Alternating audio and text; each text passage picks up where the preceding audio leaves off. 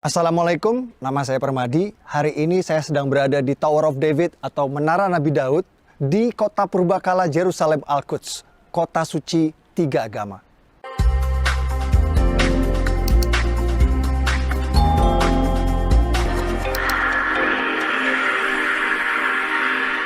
Kenapa urusan Israel-Palestina ini gak kelar-kelar, gak damai-damai? Saya di sini mau cross-check langsung di TKP dengan harapan yang nonton video ini bisa memahami apa yang sebenarnya terjadi di sini. Yuk kita simak fakta-faktanya. Jas merah, jangan sekali-kali melupakan sejarah, kata pendiri bangsa kita Bung Karno.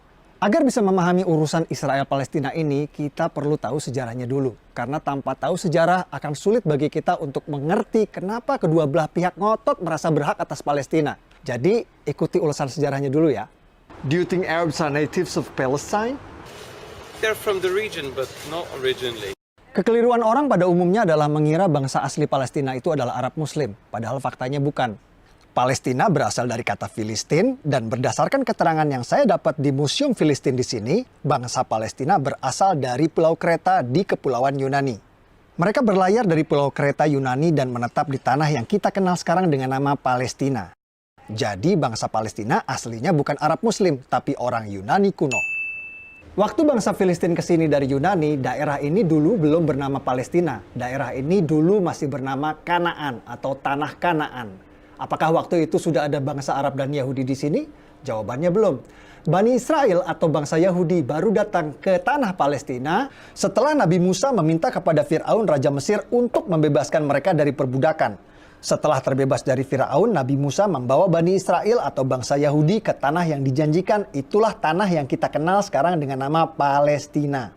Bahkan kitab suci kita umat Islam merekam kejadian ini di dalam surah Al-Maidah ayat 21 yang berbunyi, "Wahai kaumku, Nabi Musa menyeru kepada Bani Israel Yahudi, masuklah ke tanah suci Palestina yang telah ditentukan Allah bagimu, dan jangan kau berbalik ke belakang, nanti kau akan menjadi orang yang merugi."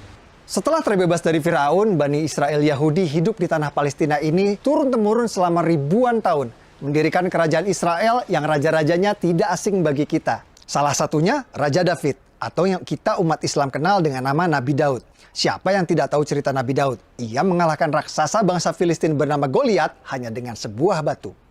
Lalu ada Raja Solomon, anak kandung dari Nabi Daud, atau yang kita umat Islam kenal dengan nama Nabi Sulaiman. Nabi Sulaiman adalah raja Yahudi yang membangun kuil suci untuk tempat ibadah agama Yahudi yang dikenal dengan nama Kuil Solomon. Kuil Nabi Sulaiman bertahan 400 tahun sampai ia dihancurkan oleh pasukan Babylon yang dipimpin oleh Raja Nebukadnezar. Kuil tersebut baru dipugar lagi oleh raja Yahudi bernama Herod yang nantinya akan dihancurkan lagi oleh pasukan Romawi. Yang di belakang saya itu adalah tembok ratapan, tempat paling suci bagi agama Yahudi seperti Ka'bah buat umat Islam. Tembok ratapan ini dulunya adalah bagian dinding dari kuil suci agama Yahudi yang dibangun oleh Nabi Sulaiman.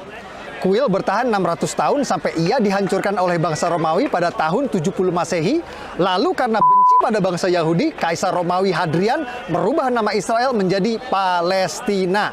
Nama yang bertahan sampai hari ini. Jadi Kaisar Romawi Hadrianlah yang memberi nama Palestina pada daerah ini. Aslinya daerah ini bernama Tanah Kanaan. Lalu Bani Israel Yahudi datang, namanya berubah menjadi Israel. Kemudian oleh Kaisar Romawi Hadrian, nama Israel diganti menjadi Palestina. Jadi faktanya bangsa Yahudi memang sudah ada di tanah Palestina ribuan tahun sebelum Arab dan Islam masuk ke tanah Palestina. Inilah yang dijadikan landasan prinsip bangsa Yahudi sekarang ngotot mempertahankan negara Israel ini. Lalu kapan Arab dan Islam masuk ke tanah Palestina? Arab dan Islam masuk ke Palestina saat Khalifah Umar menaklukkan Yerusalem Al-Quds pada tahun 638 Masehi. Tempat ini bernama Umar bin Khattab Square atau alun-alun Umar bin Khattab. Dinamakan untuk mengenang sang Khalifah Umar yang menaklukkan Yerusalem Al-Quds pada tahun 638 Masehi. Oh, sudah waktunya sholat. Yuk kita ke Aqsa.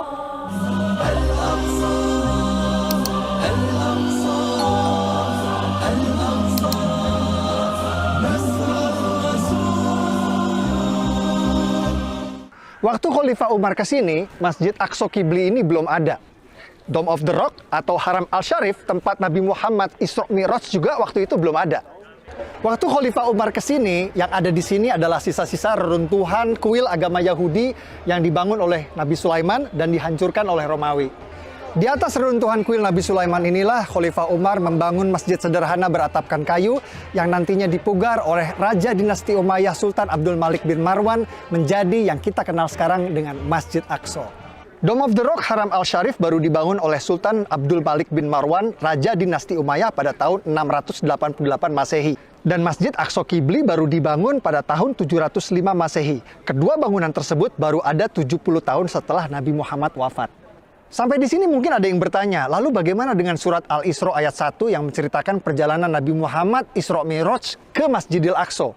Simak wawancara saya dengan sejarawan arkeolog ahli situs-situs purbakala di sini. Guys, hari ini kita bersama Dr. John Seligman, sejarawan arkeolog ahli situs-situs purbakala bergelar Dr. S3. And the area of the Sakra, the rock where Muhammad had risen to heaven to go and meet the prophets, as described in Surah Al-Isra, what is meant by the word Aqsa. The word in English, Aqsa, is the furthest place. It doesn't say the word Jerusalem at that time, but that immediately is understood. When Umar enters Jerusalem, he would have mostly found an empty space, and for that reason he builds a small mosque on what is today known as the area of the Al-Aqsa Mosque. The first mosque was built by Umar, and that was replaced by a later mosque built by Abdul Malik. Menurut penjelasan para ulama, Masjid Aqsa pada ayat tersebut bermakna masjid terjauh, juga mempunyai makna tempat bersujud. Jadi yang dimaksud Masjid Aqsa pada ayat tersebut bukan ini, juga bukan ini, karena kedua bangunan ini belum ada pada waktu itu. Arab dan Islam berkuasa selama 500 tahun sampai kerajaan Kristen Prancis datang. Atas perintah Paus di Vatikan, pasukan Prancis datang menaklukkan Palestina yang kita kenal sekarang dengan istilah Perang Salib. Raja Kristen Prancis mendirikan kerajaan Yerusalem dan berkuasa di Palestina selama 100 tahun sampai akhirnya dikalahkan. Setelah 100 tahun, akhirnya Prancis menyerah pada pasukan Raja Salahuddin Ayyubi yang berhasil merebut Palestina kembali ke tangan Islam. Setelah era Raja Salahuddin Ayyubi, Palestina sempat beberapa kali pindah tangan. Pada tahun 1200-an, Palestina jatuh lagi ke tangan kerajaan Kristen Eropa yang dipimpin Raja Frederick II dari Jerman. Namun tak lama direbut kembali oleh Kesultanan Islam Mamluk yang pasukan berkudanya terkenal perkasa. Sampai tiba pada era kejayaan Islam, lahirnya superpower pada waktu itu, yakni Kerajaan Ottoman Turki.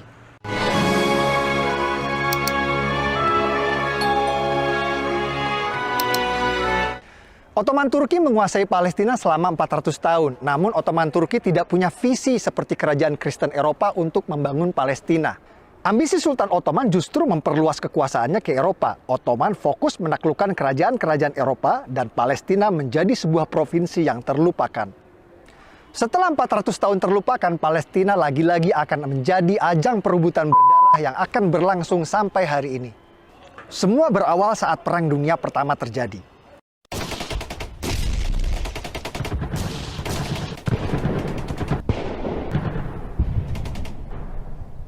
Ottoman Turki kalah di Perang Dunia I dan dipaksa menyerahkan sebagian besar wilayahnya kepada negeri pemenang Inggris dan Prancis. Provinsi Suriah dan Libanon menjadi milik Prancis, Provinsi Palestina dan Jordan jadi milik Inggris. Inggris mengganti nama Palestina menjadi British Mandate Palestine. Lalu Perdana Menteri Inggris langsung mengambil inisiatif mendukung pendirian negara Israel di Palestina lewat deklarasi Balfour yang berbunyi, "Pemerintahan Yang Mulia Ratu Inggris mendukung pendirian rumah nasional untuk bangsa Yahudi." Tidak pakai lama, Inggris langsung memfasilitasi migrasi besar-besaran Yahudi dari Eropa, bahkan memberikan proteksi keamanan bagi mereka di sana, walhasil populasi Yahudi di tanah Palestina pun meningkat pesat. Lonjakan imigran Yahudi di Palestina menimbulkan gesekan dengan penduduk Arab yang berujung pada konflik berdarah. Tahun 1920, warga Arab menyerang pemukiman Yahudi di Yerusalem, menewaskan 5 orang yang dikenal dengan kerusuhan Nabi Musa. Persekusi Arab terhadap Yahudi terus terjadi selama 9 tahun. Puncaknya tahun 1929 menewaskan 67 warga Yahudi di Hebron. Ini headline koran Prancis yang memberitakan situasi pada waktu itu. Inilah cikal bakal konflik berdarah yang akan berlangsung 100 tahun sampai hari ini. Pada tahun 1947, Perserikatan Bangsa-Bangsa PBB menerbitkan resolusi pendirian dua negara di Palestina, negara Yahudi dan negara Arab. Warga Yahudi langsung menerima tawaran ini dan mendirikan negara Republik Israel. Tapi negara-negara Arab tetangga menolak pendirian dua negara ini dan langsung memerangi Israel. Hasilnya, tepi barat dikuasai oleh Yordania dan Gaza dikuasai oleh Mesir.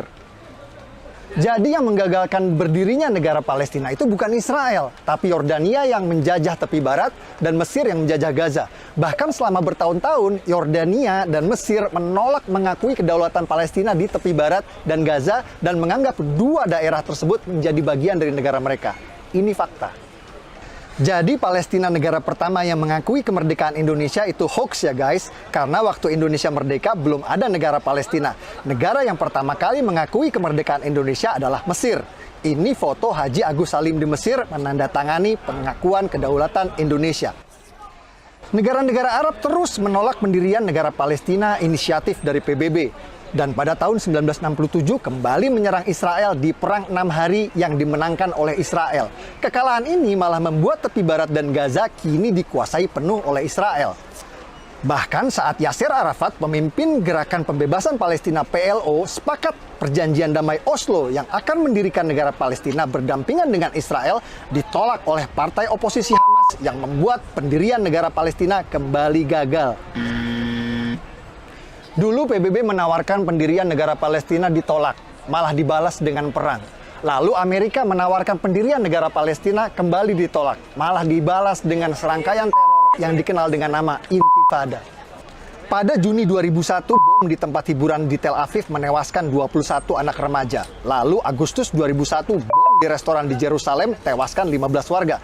Desember 2001, serangan bom tewaskan lagi 13 warga. Dan puncaknya pada Maret 2001, sebuah bom tewaskan 30 warga yang sedang rayakan Hari Raya.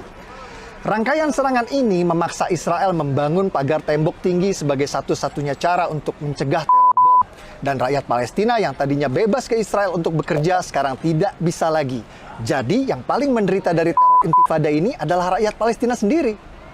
Sepertinya perdamaian memang sulit tercapai di sini karena setiap ada upaya menuju perdamaian selalu ada pihak-pihak yang berusaha untuk menggagalkannya. Tahun 2007 saat Presiden Palestina Mahmud Abbas sepakat dengan solusi dua negara, oposisi Hamas malah sengaja menembakkan roket-roket ke Israel sebagai tanda mereka menolak solusi damai tersebut.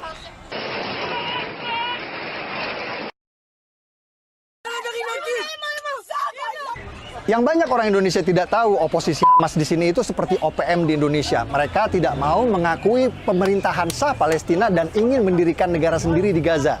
Serangan-serangan roket Hamas ke Israel menyebabkan Gaza diblokade dan rakyat Gaza menderita. Simak apa kata warga Gaza soal Hamas.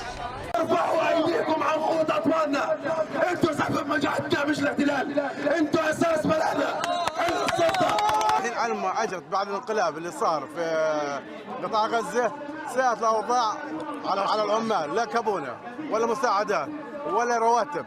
احنا بنطالب براتب شهر. حررناهم من اليهود. دينا عيب يا اخي، عيب اسمع، عيب اليهود سرقوا السود. Yang bikin sulit damai di sini bukan Palestina radikal saja, tapi juga Yahudi radikal. Salah satu masalah besar yang ditimbulkan oleh Yahudi radikal adalah illegal settler atau pemukim ilegal di tepi barat West Bank yang merupakan wilayah Palestina. Illegal settler atau pemukim ilegal dari Israel sengaja melanggar perbatasan dan membuat pemukiman ilegal di tepi barat yang merupakan wilayah Palestina. PBB pun mengecam keras tindakan pelanggaran perbatasan ini dan menyebutnya sebagai tindakan ilegal yang merusak perdamaian. Pemerintah Israel berulang kali mengerahkan militer Israel IDF untuk menggusur para pemukim ilegal ini dari tanah Palestina. Namun mereka tetap kembali dan kembali lagi melanggar perbatasan, membuat perdamaian sulit tercapai.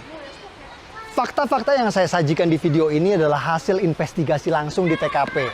Banyak narasumber yang tidak mau tampil dalam video karena alasan keamanan.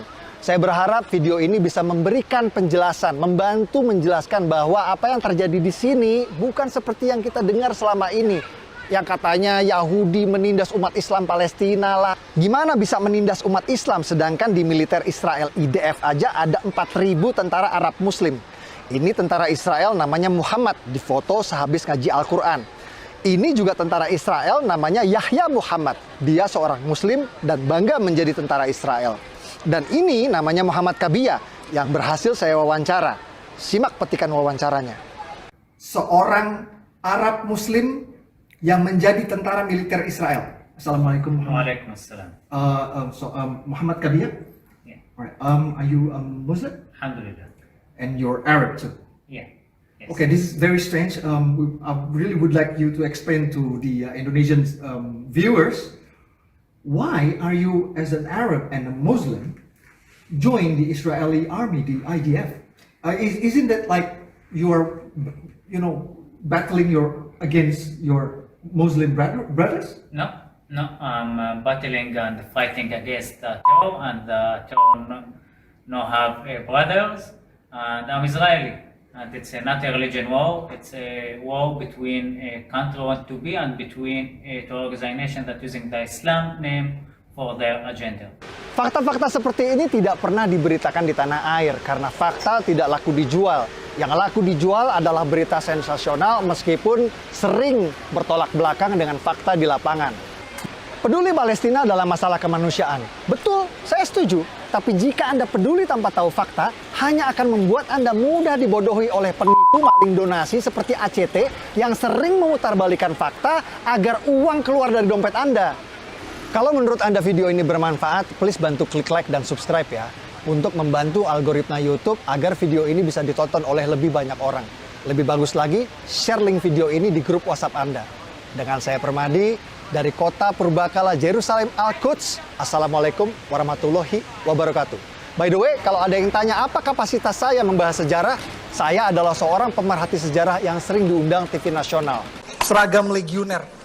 Trup legioner itu trooper atau prajuritnya dari kerajaan Romawi. Romawi. Bang Andy.